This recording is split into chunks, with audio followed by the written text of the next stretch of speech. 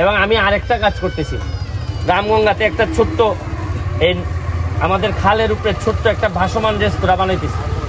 এইটা একটা সুন্দর জায়গা হবে। আপনি দেখবেন এখানে একটা চা বাগানের ওই বাপ ছেলে আমার সাথে কথা হয়েছে, এরা বলে যে ভাই আমরা ব্যবসা পারবো। এরা আমার কথা দিছে যে আমি যে সব করে দেই ব্যবসা ভালো পারবে। ধরো ব্রাহ্মণবাড়িয়ার একটা লোক, তার কাছে অপশন তৈরি হবে যে আমি কি কুমিল্লার ময়নামতি যাব নাকি হবিগঞ্জের সাতচুরি যাব। তার কাছে দুইটা কম্পিটিশন লেগে গেল। সে লেগে ইন দ্য মিডিল, ব্রাহ্মণবাড়িয়ার সে ডাইনেও যেতে পারে বামে আসতে পারে। তার কাছে আছে যে আচ্ছা কুমিল্লার আমরা কি ময়নামতি যাব নাকি আমরা পিকনিকটা করে ফেলবো সাতচুরি, বা আমরা করে ফেলবো এখানে আপনার সুরমা। আমরা রাস্তায় ধরেন এইগুলো এখন আস্তে আস্তে ছোট ছোট আপনার পিকনিকের জন্য জায়গা তৈরি হবে। ধরেন 10 জন বন্ধু বান্ধব আসছে, এখানে বসার জায়গা আছে, এরা ওই দিন পিছনের মধ্যে হয়তো খাওয়া দাওয়ার ব্যবস্থা করবে। মানুষ যখন ভালো লোক পর্যটক যখন আসবে এখানে আসলে পরে কি হবে, ধরেন 20টা লোক এই জায়গায় দাঁড়াইলে পরে এই বাগানের লোকজনই ছোট ছোট আস্তে আস্তে ছোট ছোট দেখবেন কর্মসংস্থানের ব্যবস্থা হবে। মানুষ এখানে আপনি সবচেয়ে বড় যে কাজটা করা যাবে এটা হচ্ছে গিয়ে এখানে কিছু রিয়েল বাগান মালিকরা ইচ্ছা করলে চা পাতা বিক্রি, যেমন আপনি এনটিসি করছে আপনার সন্ধি, আপনারা উনি 20 নম্বর থেকে, কারণ আস্তে আস্তে যে পরিস্থিতি ধারণ করতেছে তাতে এই ব্যবসা করা ছাড়া আমার মনে হয় না যান বাঁচবে। এটা এই 20 নাম্বার ইচ্ছা করলে এখানে আপনার রিয়েল চা পাতা কোনো 2 নাম্বারই করা যাবে না। মানুষের বলা যাবে না যে ভাই চা পাতা বাগানের কইয়া ওই ইন্ডিয়ান চা পাতা দেওয়া যাবে না। যদি মানুষ জানে যে এখানে রিয়েল চা পাতা পাওয়া যায়, আমি নিব। আমার তো বন্ধু বান্ধব অনেককে দিতে হয় চা পাতা। আমি যদি জানি যে এখানে 1 নাম্বার চা পাতা আমাদের এই মহজিল বা এই আমাদের এই জায়গাটাতে 20 নাম্বারের এই যাত্রী ছাউনিতে পাওয়া যায়, তাহলে আমি আইসা নিব। তাইলে হবে কি, বাগানও উপকৃত হবে, বাগানের যারা লোকজন আছে তারাও উপকৃত হবে।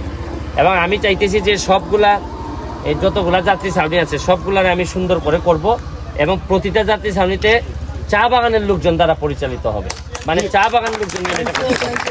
এবং আমি কোনো বাইরের লোক আনবো না, শুধু চা বাগানের লোকজন থাকবে। তারা তাদের, যেমন রামগঙ্গাতে যেটা করছি এটাতে 3 জন চা বাগানের লোক কাজে লাগতেছে।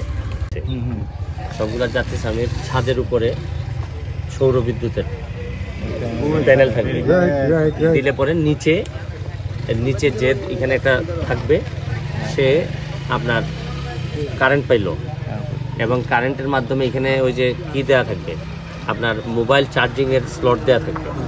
যেমন এইসব রাস্তায় আসতে পরে দেখা গেল যে এই অনেক মানুষের মোবাইল চার্জ নাই, ওই যে ওই টেলিফোন কোম্পানিতে বললে ওরা ওই যে চার্জিং দিয়ে দিবে, পোর্ট এনে দিয়ে যাবে, তো পোর্টের ব্যবস্থা থাকবে। আর এরপর হচ্ছে কি আপনার এখানে নিজেরা বিদ্যুতের এটা ব্যবহার করে আমি দিয়ে দিব সব। ও আজকে একটা মজার কাজ করছি আমি, ওই যে রামগঙ্গা যে এটা যাত্রী ছাউনি, এটা যিনি দোকান দিয়ে চালাচ্ছেন তারে সে আরো 2টা এক্সটেনশন দোকান করছে বাঁশের, কালকে 2 দিনের জন্য। তা আমি এই উপলক্ষে তা আমি 3 জনই ওই রামগঙ্গা চা বাগানে, আমি বলছি যে এই একজনের 15,000 আর 2 জনের 10,000 করে দিছি কালকে দিয়া। বলছি যে ওই যে 3টা দোকানে তুমি আমারে এই 2 দিন পরে, ঈদের 2 দিন পরে তুমি আমার 10,000-এর নিচে যদি দেখো লাভ হয়েছে তাহলে তুমি দোকানদার বদল। তোমার লাভ হবে 10,000, আর এই 35,000 টাকা এটা তুমি ইনভেস্টমেন্ট হিসেবে দিলাম। তুমি ঈদের 2 দিন পরে আমার এই টাকা দিয়ে দিবে, আমার কোনো লাভ দেওয়া লাগবে না, পুরাটাই মানে আমার কাছে যেটা নিছে এটা দিয়ে দিবে এরা। আর এরা আমার দেখাইতে হবে যে মিনিমাম 10,000 টাকা লাভ হয়েছে। আর যদি 10,000 টাকার লাভের কম হয় তাহলে আমার দোকানদার বদল, আমি অন্যজন আপনার কনসেপ্ট হলো তাকে স্ট্যান্ডেন করতেছে না, স্ট্যান্ডেন করে আবার এই পজিশনে আরেকজন কামে রিমুভ করতে পারতেছে না আসলে তো সে 10,000 করতে পারবে, এখানে 10,000 ব্যাপারই না। কিন্তু আমার কথা হলো আমি তারে টাকা দিলাম, সে স্পিড কাজ করবে। এবং আমি বলছি যে এই যে চিপ ঝুলাই রাখলে মানুষ কিনবে না, প্রপার মার্কেটিং আসো।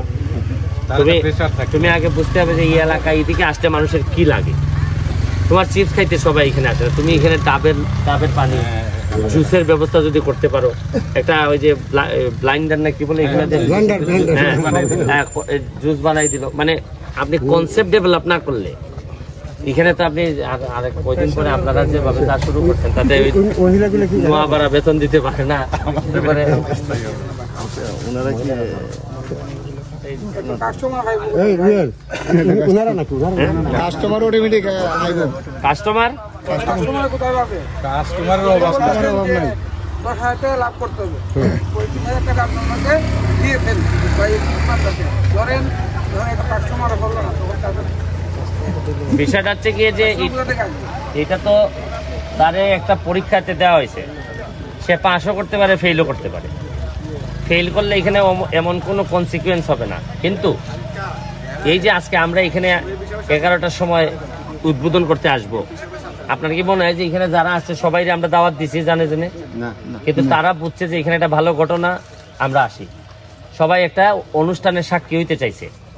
আপনি যদি প্রোডাক্ট যদি আপনার কাছে থাকে, আচ্ছা ব্যারিস্টার সুমনের বাড়ি তো সোনারঘাট, কিন্তু বাইরে থেকে মানুষ দেখতে আসে কারণ কি? আপনার কাজে। আমি একটা ভালো জিনিস এখানে তৈরি করছি, আমার যদি প্রোডাক্ট থাকে, মনে রাখবেন মানুষ এখন এদিকে যাওয়ার সময় সে চিন্তা করবে, ধরো ব্রাহ্মণবাড়িয়ার একটা লোক, তার কাছে অপশন তৈরি হবে যে আমি কি কুমিল্লার ময়নামতি যাব নাকি হবিগঞ্জের সাতচুরি যাব। তার কাছে দুইটা কম্পিটিশন লেগে গেল, সে হইলে ইন দ্য মিডিল। ব্রাহ্মণবাড়িয়ার সে ডাইনেও যেতে পারে, বামে আসতে পারে। তার কাছে আছে যে আচ্ছা কুমিল্লার আমরা কি ময়নামতি যাব নাকি আমরা পিকনিকটা করে ফেলবো সাতচুরি, বা আমরা করে ফেলবো এখানে আপনার সুরমা। আমরা রাস্তায় ধরেন এইগুলো এখন আস্তে আস্তে ছোট ছোট আপনার পিকনিকের জন্য জায়গা তৈরি হবে। ধরেন 10 জন বন্ধু বান্ধব আসছে, এখানে বসার জায়গা আছে, এরা ওই দিন পিছনের মধ্যে হয়তো খাওয়া দাওয়ার ব্যবস্থা করবে। মানুষ যখন ভালো লোক পর্যটক যখন আসবে, এখানে আসলে পরে কি হবে, ধরেন 20টা লোক এই জায়গায় দাঁড়াইলে পরে এই বাগানের লোকজনই ছোট ছোট আস্তে আস্তে ছোট ছোট দেখবেন কর্মসংস্থানের ব্যবস্থা হবে। মানুষ এখানে আপনি সবচেয়ে বড় যে কাজটা করা যাবে এটা হচ্ছে গিয়ে এখানে কিছু রিয়েল বাগান মালিকরা ইচ্ছা করলে চা পাতা বিক্রি, যেমন আপনি এনটিসি করছে আপনার সন্ধি, আপনারা উনি 20 নম্বর থেকে, কারণ আস্তে আস্তে যে পরিস্থিতি ধারণ করতেছে তাতে এই ব্যবসা করা ছাড়া আমার মনে হয় না যান বাঁচবে।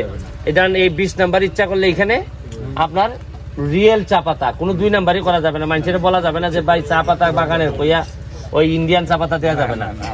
যদি মানুষ জানে যে এখানে রিয়েল চা পাতা পাওয়া যায়, আমি নিব। আমার তো বন্ধু বান্ধব অনেককে দিতে হয় চা পাতা।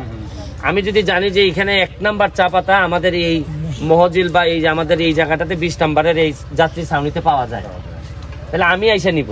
তাইলে হবে কি, বাগানও উপকৃত হবে, বাগানের যারা লোকজন আছে তারাও উপকৃত হবে। এবং আমি চাইতেছি যে সবগুলা এই যতগুলা যাত্রী ছাউনি আছে সবগুলার আমি সুন্দর করে করব, এবং প্রতিটা যাত্রী ছাউনিতে চা বাগানের লোকজন দ্বারা পরিচালিত হবে, মানে চা বাগান লোকজন। এবং আমি কোনো বাইরের লোক আনবো না, শুধু চা বাগানের লোকজন থাকবে। তারা তাদের, যেমন রামগঙ্গাতে যেটা করছি, এটাতে 3 জন চা বাগানের লোক কাজে লাগতেছে। এবং আমি আরেকটা কাজ করতেছি, রামগঙ্গাতে একটা ছোট্ট এই আমাদের খালের উপরে ছোট্ট একটা ভাসমান রেস্তোরাঁ বানাইতেছি। এইটা একটা সুন্দর জায়গা হবে। আপনি দেখবেন এখানে একটা চা বাগানের ওই বাপ ছেলে আমার সাথে কথা হয়েছে, এরা বলে যে ভাই আমরা ব্যবসা পারবো। এরা আমার কথা দিছে যে আমি যে সব করে দেই ব্যবসা ভালো পারবে। এবং শর্ত হচ্ছে গিয়ে, আমার মেইন কারণ হচ্ছে গিয়ে চা বাগানের মানুষ আমার এইবার 80% 80% ভোট আমারে দিছে। এই ঋণ আমি এই 5 বছরেই কোনো না কোনোভাবে চা বাগানের প্রতিটা মানুষের কাছে গিয়ে এই ঋণ আমি পরিশোধ করার চেষ্টা করব। এটা আমার উপরে আল্লাহ সাক্ষী। কারণ হচ্ছে গিয়ে এরা যা সম্মান আমারে দিছে, এই সম্মান আমি কোনোদিন ফিরাই দিতে পারবো না। মানে এরা আমি সারা জীবন করলেও এদের জন্য কম হয়। এই জন্য আমার ইচ্ছা আছে যে এই 5 বছরে প্রতিটা চা বাগানের শ্রমিকের কি করব, শ্রমিকের জীবন মান উন্নয়নের জন্য। আপনারা জানেন যে আমি মনে হয় প্রথম এমপি হিসাবে সংসদ ভবনে চা বাগানের শ্রমিক এবং মালিকদের জন্য আমি কথা বলছি, এবং প্রাইম মিনিস্টার। এবং আমি প্রতিটা চা বাগানে আপনাদের যে মন্দির ঘর এগুলা নতুন করে বানাই দেওয়া হবে, যেগুলা আছে এগুলারে সুন্দর করে সংস্কার করা হবে। আপনাদের রাস্তাঘাট চা বাগানের প্রশাসনের সাথে করে নিয়ে রাস্তাঘাটগুলা সুন্দর করা হবে।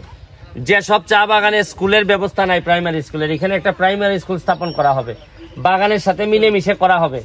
এর চেয়েও বড় যে চিন্তাটা আমার মাথায় আছে, চা বাগানের বেশিরভাগ অনেকগুলা বাগানে দেখা যায় এখন মালিকরা টাকা দিতে পারে না, শ্রমিকদের বেতন টেতন দিতে পারে না। সামনে যে আমাদের চ্যালেঞ্জগুলো আসতেছে, এই চ্যালেঞ্জগুলাই আমার চ্যালেঞ্জ হচ্ছে গিয়ে মালিকদেরকেও বাঁচাই রাখা, শ্রমিকদেরকেও বাঁচাই রাখা। এইটার জন্য এমপি হিসাবে বা প্রশাসনের পক্ষ থেকে যা যা করা লাগে, কারণ আপনারা যদি খাবার না পান আমি কি বসে থাকতে পারবো? ধরেন মালিক দিল না, তাহলে কি এমপি হিসাবে একটা দায়িত্ব আছে না, আমার তো আসতে হবে আপনাদের কাছে এবং আপনাদের ভরসার জায়গা হিসাবে আমাকে প্রতিষ্ঠিত করতে হবে, এইটাই আমার কাজ। কারণ আপনারা যে সম্মান ভোটের মাধ্যমে আমারে দিছেন, জননেত্রী শেখ হাসিনারে ভালোবেসে আমারে ভালো মনে করে আপনারা দিছেন, এইটার প্রতিদান হারে হারে যতটুকু পারা যায় আমি আপনাদেরকে এটা ফেরত দেওয়ার চেষ্টা করব, বাকিটা ভগবান জানে।